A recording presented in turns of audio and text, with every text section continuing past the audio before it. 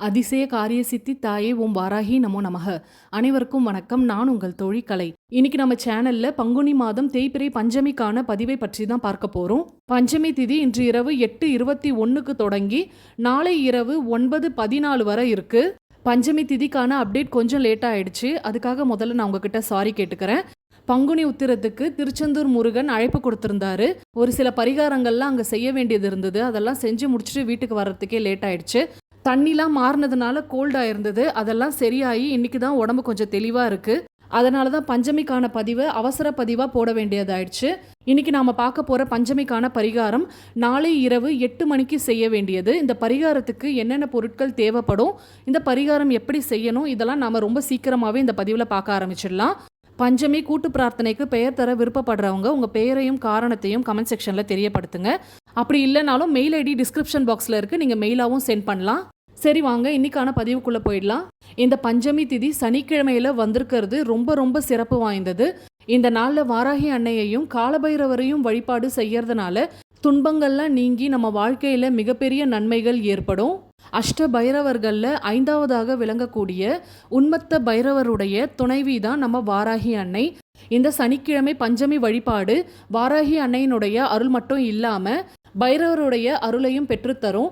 இந்த சனிக்கிழமை பஞ்சமி நாளில் வாராகி அன்னைக்கு மகிழம்பூ அப்படின்னு சொல்லக்கூடிய இந்த மலரை 21 மலர்கள் பறித்து அதை சிகப்பு நூலால் கோர்த்து வாராகி அன்னைக்கு மாலையாக சாற்றி விடணும். இந்த நாளில் மகிழம்பூ மாலை சாற்றி வாராகி அன்னையிடம் நம்ம என்ன கேட்டாலும் அது இல்லைன்னு சொல்லாமல் அன்னை உடனே நிறைவேற்றி கொடுப்பாங்க. உங்களுடைய நிறைவேறாத கோரிக்கைகள் எதுவாக இருந்தாலும் இந்த நாளில் அன்னையிடம் மனமுருகி கேளுங்க, நிச்சயம் அது நிறைவேறும். அடுத்ததான் நாளை வாராகி அன்னைக்கு செய்ய வேண்டிய பரிகாரம் என்ன அப்படின்றத பார்த்துடலாம். அதிகமாக கடன் தொல்லைகளால் பாதிக்கப்பட்டு அதிலிருந்து மீள முடியாமல் அவதிப்படுறவங்களுக்கு இது ஒரு அற்புதமான பரிகாரம் அப்படின்னே சொல்லலாம். அது மட்டும் இல்லாமல் பரம ஏழையையும் பணக்காரனாக மாற்றக்கூடிய ஒரு அற்புதமான பரிகாரம் தான் இது.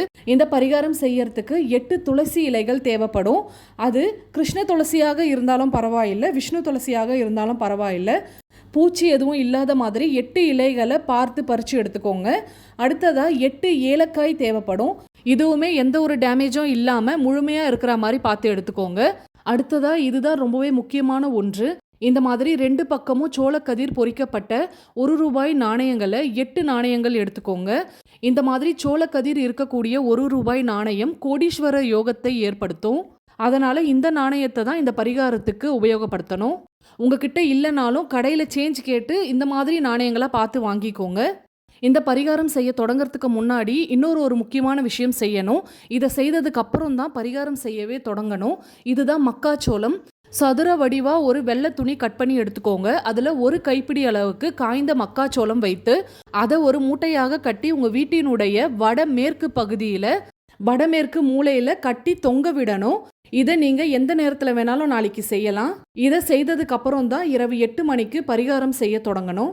நீங்கள் எடுத்து வச்சிருக்க 8 துளசி இலை, 8 ஏலக்காய், 8 ₹1 நாணயங்களை வாராகி அன்னை பாதத்தில் வச்சிருங்க.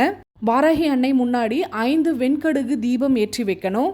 ஏற்கனவே நம்ம பதிவில் சனிக்கிழமை பஞ்சமி திதி நாளில் வாராகி அன்னைக்கு வெண்கடுகு தீபம் எப்படி முறையாக ஏற்றுவது அப்படின்னு சொல்லியிருப்பேன். திரும்பவும் இந்த பதிவில் நான் தெரியப்படுத்துகிறேன். ஒரு நீல நிற துணியை 5 துண்டுகளாக சதுரமாக கட் பண்ணி எடுத்துக்கோங்க. அதில் கொஞ்சமாக வெண்கடுகு, 3 மிளகை வச்சு ஒவ்வொரு மூட்டையிலையும் வைக்கணும். இதை வச்சு ஒரு மூட்டை மாதிரி கட்டி 5 அகல் விளக்கில் வச்சு நல்லெண்ணெய் ஊற்றி தீபம் ஏற்றி வைக்கணும். திரி போடக்கூடாது, நாம் வச்ச மூட்டையை தான் எரிய விடணும். அடுத்ததாக வாராகி அன்னையினுடைய மூல மந்திரத்தை 8 முறை சொல்லணும்.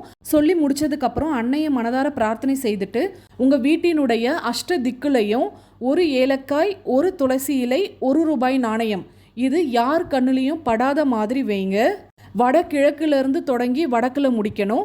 வடகிழக்கு, கிழக்கு, தென்கிழக்கு, தெற்கு, தென்மேற்கு, மேற்கு, வடமேற்கு, வடக்கு இங்கெல்லாம் வச்சிடணும்.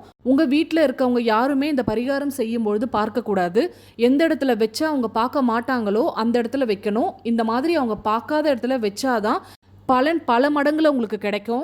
நீங்களுமே திரும்ப திரும்ப அந்த பொருட்களை பார்க்குற மாதிரி இருக்கக்கூடாது.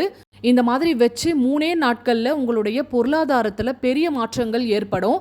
அதை நீங்கள் கண்கூட பார்க்க ஆரம்பிப்பீங்க. பணவரவு எல்லா திக்குகளில் இருந்தும் உங்களுக்கு வர ஆரம்பிக்கும். எந்த காரணத்தினால பணவரவு உங்களுக்கு முடக்கம் ஏற்பட்டுச்சோ அது அத்தனையும் சரியாகி உங்களுக்கு பணவரவு அதிகப்படியாக ஏற்படுத்தி கொடுக்கும். எந்த பொருட்களையும் மாற்றணும் அப்படின்னு அவசியம் கிடையாது. உங்களுக்கு மாற்றணும் அப்படின்னு விருப்பப்பட்டீங்கன்னா 3 மாதத்துக்கு ஒரு முறையோ அல்லது 6 மாதத்துக்கு ஒரு முறையோ பௌர்ணமி நாள் அல்லது அமாவாசை நாட்களில் மாற்றுங்க. அப்படி இல்லைனாலும் பஞ்சமி, வளர்பிறை பஞ்சமி, தேய்பிறை பஞ்சமி இந்த நாட்கள்லையும் நீங்கள் மாற்றி வைக்கலாம். ₹1 நாணயம் மட்டும் அதையே பயன்படுத்துங்க. ஏலக்காயும் துளசி இலையும் மட்டும் புதியதாக மாற்றி வைங்க. இந்த மாதிரி செய்துட்டு வாங்க. கண்டிப்பாக உங்களுடைய வாழ்க்கையில் பண கஷ்டம் அப்படின்ற பேச்சுக்கே இடம் இருக்காது. உங்களுக்கு மட்டும் இல்லாமல் உங்களுக்கு அடுத்து வரக்கூடிய சந்ததியர்களும் செல்வந்தராக வாழ்வாங்க. இந்த பரிகாரம் செய்ய இதை விட ஒரு அற்புத நாள் கிடைக்காது. அதனால் கட்டாயம் இந்த பரிகாரத்தை செய்து பாருங்கள். இன்னைக்கான பதிவு உங்களுக்கு பயனுள்ளதாக இருந்திருக்கும் அப்படின்னு நம்புகிறேன். பயனுள்ளதாக இருந்திருந்தால் ஒரு லைக் பண்ணிவிட்டு அப்படியே உங்கள் ஃப்ரெண்ட்ஸ் அண்ட் ஃபேமிலிக்கும் ஷேர் பண்ணிவிடுங்க. மறக்காமல் சப்ஸ்கிரைப் பண்ணிவிட்டு பக்கத்தில் இருக்க பெல் சிம்பிளை கிளிக் பண்ணிவிட்டு அதில் ஆல்னு கொடுங்க. மீண்டும் அடுத்த பதிவில் சந்திப்போம். அதுவரை நன்றி, வணக்கம்.